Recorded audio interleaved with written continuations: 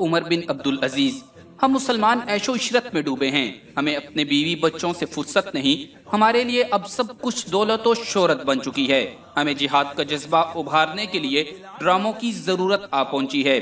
जब हमारे मुसलमान भाई और बहनें कुफ्फार के जुल्म की चक्की में पिसते हुए मदद के लिए पुकारते हैं तो हमारे मिंबरों पर मौजूद बुज़दिली के जुब्बे में लिपटे मुबल्लिग हमें कलम के जिहाद और वालिदैन की खिदमत भी जिहाद है की लोरी सुनाकर सुला देते हैं।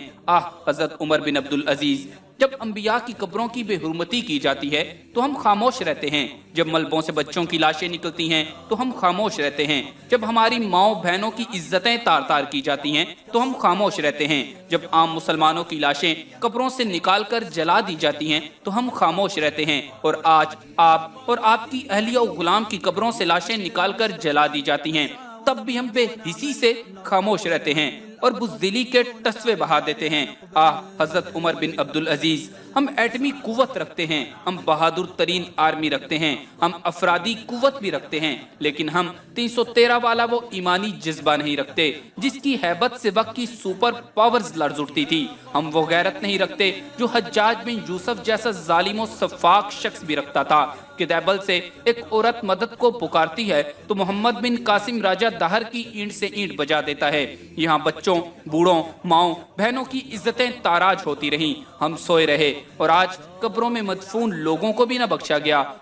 उमर बिन अब्दुल अजीज, हम करोड़ों अरबों की तादाद में होने के बावजूद कुछ भी नहीं कर सकते। हम वहन की बीमारी का शिकार हो चुके हैं।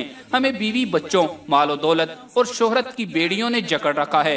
आज अबाबीलों के मुंतजिर हैं और किरदार अब्राह का निभा रहे हैं। रब्बे काबा की कसम, अब के जो अबाबीलें उतरी तो कुफार से पहले सफ़े हस्ती से हमारा नामो निशान मिटा देंगी।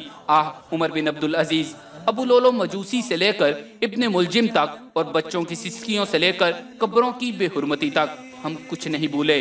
हम वापिस असलाफ की ताकत लेकर लौटेंगे। तब दरख्त आवाजें देकर पुकारेंगे कि आओ इस्लाम का दुश्मन मेरे पीछे छुपा बैठा है, कि आओ इस्लाम का दुश्मन मेरे पीछे छुपा बैठा है।